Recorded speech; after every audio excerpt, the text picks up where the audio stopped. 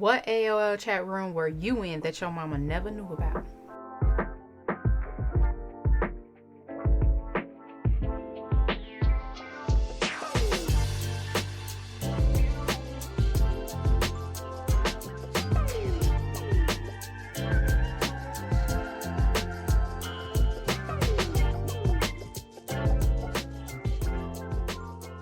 What's up? It's your girl Natasha, CEO of Soulful Expression and your new favorite resident millennial. Welcome back to another episode of the 90's Raised Me podcast, where we are taking a trip back down memory lane and reminiscing and uncovering exactly what the lasting impact is of being raised by the 90's. Look, before we get into today's episode, I need you to do me a favor. Go on ahead and subscribe. Be sure to hit the notification bell so that you never miss an episode. And while you at it, go ahead and hit the like button and be sure to share this video so that YouTube knows that you love the 90's. Now, if you are listening to this on Apple Podcasts, Google Podcasts, Amazon Music, or Spotify, I need you to go ahead and follow, share, and if you want to, go ahead and leave us a 5-star review. Please and thank you. Now, let's get back to today's episode. Do you remember this sound? Baby, it had us in a chokehold, okay? Before Facebook, before Instagram, and before the Tickety Talk, or what some call that clock app, there was a thing that we just loved called AOL Instant Messenger. AIM for short. Yes. And it had us in a what? A chokehold. Why? Because if you were like me, you could not wait to get home after school. I would go sit down at my compact computer, and for anybody that was not born before a certain time, you probably have never even heard of a compact computer. Go on ahead. I ain't talking to you right now. Come back a little later, okay? But I used to love just sitting down in my compact computer and be click-clacking away, talking and chatting to my friends or, whomever I had met on AOL Instant Messenger. Talk about all those preteen and teenage things, like what boy you thought was cute or which teacher you couldn't stand, or you know how teenagers be, at least back in the day. I don't know what they be talking about now because they have way more exposure than we had, but that's a conversation for a whole nother day, right? So when I think about it, weren't we a little bit young to be on AIM in the first place? Like talking to strangers, sliding into chat rooms. And by we, I really mean y'all, because full disclosure, I never chatted in chat rooms. I never met me a stranger in the chat room and started a conversation. Mostly because I feared my mother and I knew she would somehow find out. So I wasn't even gonna try it. So for the rest of y'all though, I know y'all was in there. Was the conversation good? I just want to know, what were y'all even talking about? What was y'all talking about? I mean, a couple of times I did kind of peek in there just to kind of see what was going on, but I never found out what I never found out. If you are one of those that was in that AOL chat room, baby, go ahead in the comment and let me know, what was y'all down there talking about? Who did you think you had met? I mean, just even thinking about the fact that we were in elementary and middle school in chat rooms with no parental locks or anything like that to make sure that we were staying safe on the internet is very astounding to me. But it was the early ages of the internet, right? And we didn't know that people was out here catfishing, because catfishing wasn't even a term that was being thrown around. But listen, to think about those days is just hilarious, because if you were like me, I would come home from school, get ready to hear that wonderful dial-up symphony begin so that I could start chit-chatting with my friends who we just got off the bus with, or just came from school with. But it didn't matter because it made me feel so grown. You hear that little noise and then you like, oh, somebody want to talk to me, let me see what they talk about.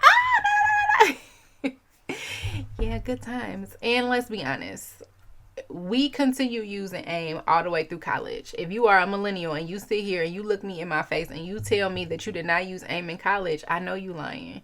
You whole lying with your whole chest, okay? Because like at that time, cell phone plans were still expensive. Okay, text messages were not unlimited, and to send a photo in a text message probably cost you like 25 cents every time you sent one. Okay, so I know that y'all was still using AIM because you could send all of that over the internet free of charge, right? Especially if you're on a college campus, they giving you free internet anyways. I mean, you paying for it in your tuition, so use it up, run that thing up.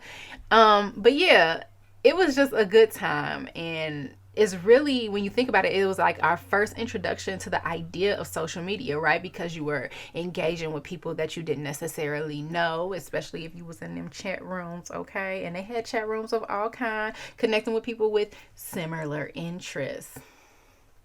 I'm gonna question you on that, but that is basically the premise of what social media is, right? Making connections with people that maybe you would never come in contact with. And AIM did just that. I mean, granted, most of the people that I talked to on AIM were people that I knew. There were a few people that, you might see their name and be like, oh, that look interesting. See their little picture and be like, they kind of cute. Let me message them and see what they talking about. So it was like that first little capture of, we can explore new people without actually knowing them. And then Black Planet. Now listen, Black Planet was like exclusive. At least that's how it felt. We probably should not have ever even been on there at the time that we were there. But honey, we were there and we had arrived.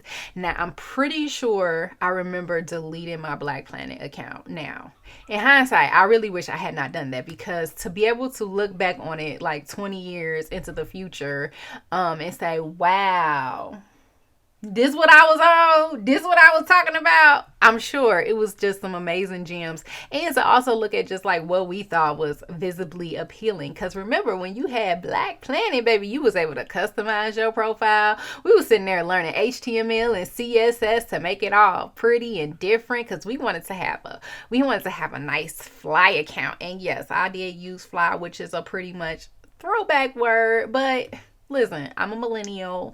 That's how we used to talk. So I'm going to just use it here to add a little color to the conversation. But, Black Planet was really, like, when it came about, it was really something that was kind of revolutionary. We hadn't really had anything like that. And, it was a space where we could connect with other Black people, because in a lot of spaces, that ain't the case. And the older I got, the more I could have an appreciation for something like that, especially once I moved to a school system where like there weren't a lot of Black and brown faces, where I started to kind of feel a little bit isolated. But that's a conversation for another day. Black Planet was just, it was fun to be on. And again, I think I remember deleting my account. And then I think I remember trying to create another one, and it did not. So after Black Planet, then there was MySpace. And I think the two of them came out around the same time. This is that early 2000s, right? And with MySpace, you automatically had a best friend in Tom, because Tom was everybody's friend, okay? And again, MySpace was that type of platform where you got to really customize your entire profile, the look of it, the feel of it, so that no two profiles necessarily looked alike. So we were out here whole web programmers, okay? We were learning how to be programmers, learning that HTML and that CSS, customizing. You got to add widgets. You had to learn like how to copy the code and put the widget on your page. You would do these little quizzes and you could put your results on the page, or you could add like your favorite song and have your song playing when people would scroll through your page. Like, it was a whole experience. Now, let's talk about what it really looked like, okay? Because if you remember the early internet, you can be honest that the early internet was a mess. I'm talking about terrible contrasting colors on screen. What were we thinking? Okay, super busy and moving backgrounds that were hyper distracting. Okay, we talking about a lot of clutter, especially on MySpace, because you were adding all of these different widgets and add-ons and features because you thought they were cool, and you were hoping to connect with people, or that people would like something on your profile and start talking to you. And again, this was another platform that like really you got deep into if you were a millennial around the time that you were in college. And so you were meeting all kind of people, and you'd be like, yeah, add me on MySpace, because you wanted them to see, because you was putting your best foot forward, had your little cute pictures, thought you was doing something. At least, I did. That's back when I used to wear my colored contacts, used to have my hair straight. I was trying to be a whole vibe. It's funny when I go back and think about it, because like, girl, what was you doing?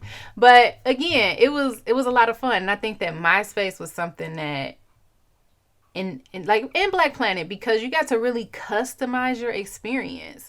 And then shortly after MySpace, then Facebook came on the scene. And I remember it was 2004 when I first heard about Facebook. This guy I knew, he was in college. And at that time, if you did not have a college email address, you were not on Facebook.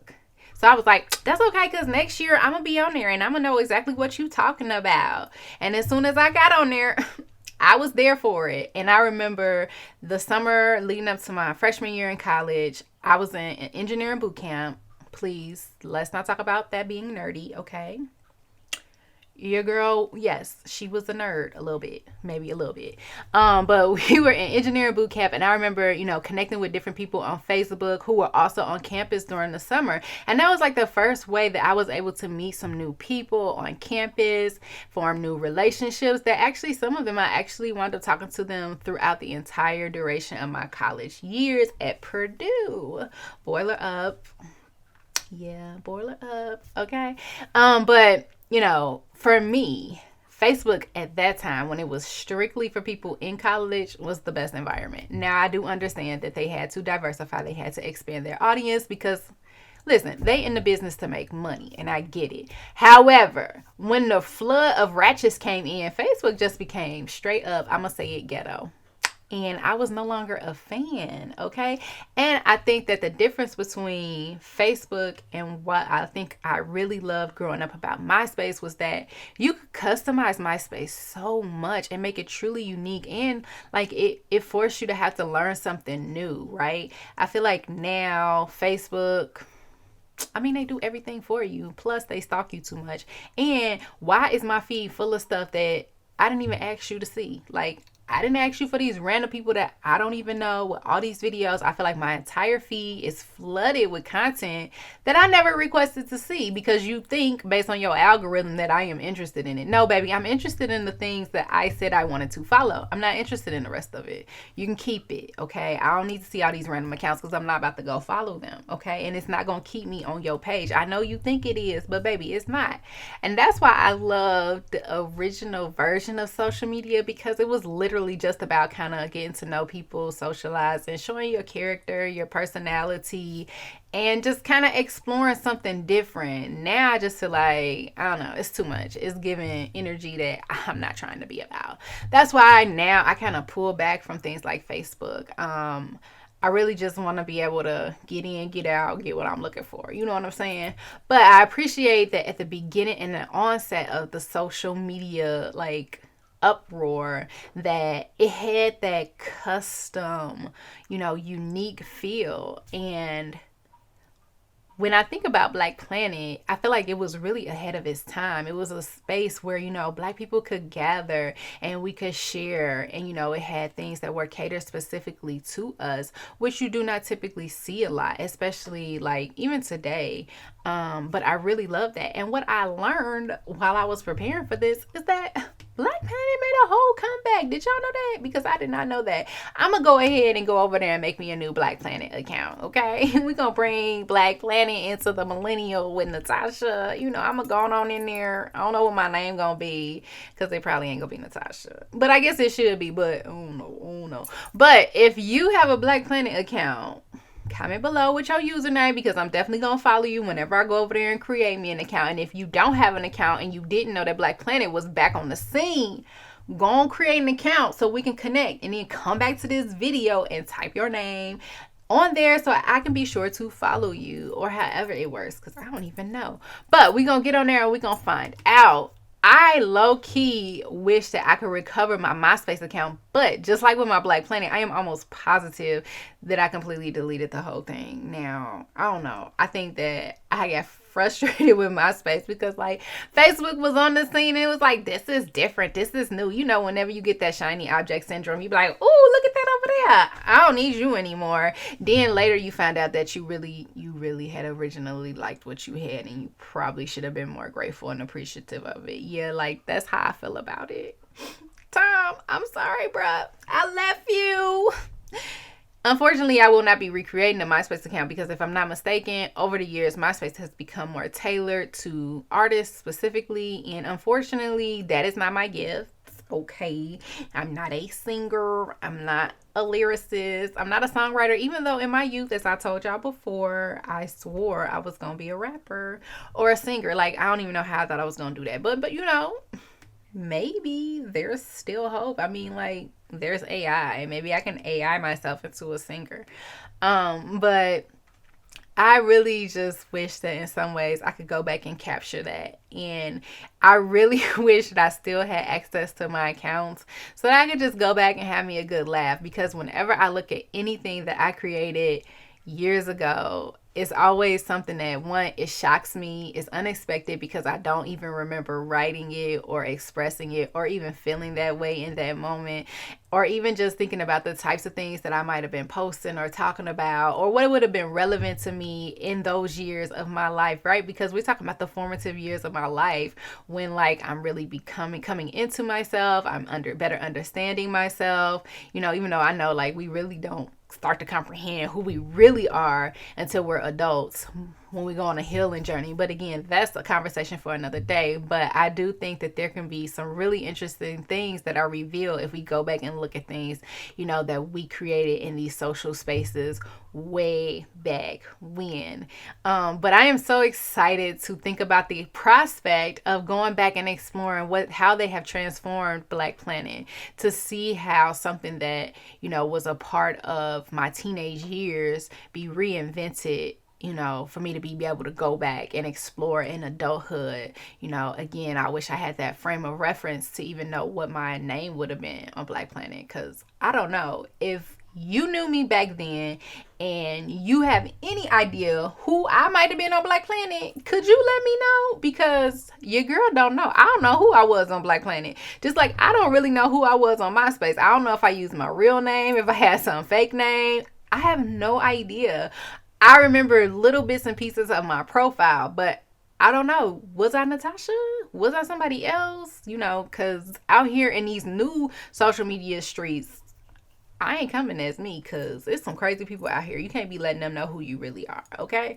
But the idea that social media has evolved so rapidly and is basically unrecognizable when we think about where it started to where it is now is, again, another one of those things that just continues to amaze me at how we continue to evolve. And think about all the different platforms that were birthed following, you know, things like AOL, AIM, you know, then it was Yahoo Messenger, which, you know, not everybody was on, but you know, I had those few friends who refused to get on AIM, so you had to go over to Yahoo Messenger to chat with them.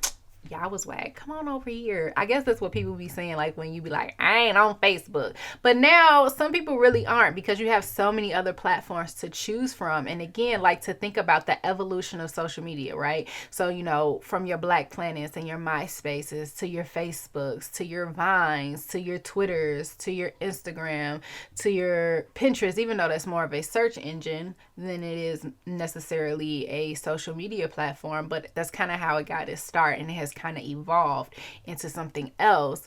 Then there's Clubhouse, which I don't even know. Is that considered social media? I don't know. But we've had so many different things, and how they have kind of like all tried to find their own unique path. But think about, they had to be birthed from something. And give it up to your boy Tom and my homies over at Black Planet for kind of setting the tone for kind of what social media has become today. Now, let me know. Are you into social media? Are you anti-social media? Because I think I'm somewhere in the middle. Like, I like going on there sometimes, but I feel like social media can become very overwhelming now. Again, I think it's because now we're getting so much information. It's like information overload. Like, I don't need it all. And I don't really care about everybody's everyday lives. Like, people share a little bit too much sometimes, and I'm not really that nosy. Like, I'm a little bit nosy, but I ain't that nosy. Like, I don't need to know everything you doing. So I'm kind of like in between how I feel about social media. Again, I like the idea of, how it was in the beginning, where like we weren't attached to it 24/7. One, because you did not have that kind of access, right? If you were not sitting at a desktop computer, you weren't accessing it. But now it's like everywhere. It's on our devices. It's on our watches. It's basically in our brains. But I really enjoy the simplicity of my old school social media. Let me know. How do you feel? Which one did you prefer? Did you have a MySpace account? Did you have a Black Planet account? Do you currently engage a lot on Facebook? Or do you think that social media has reached its peak? Are we about to be on to the next one? Let me know. So I hope you'll come back next week as we continue to talk about the 90s, because listen, the 90s was a whole vibe and there's so much more to talk about. So please come back for another round. Don't forget to like and share this video, and I will see you next week. Peace.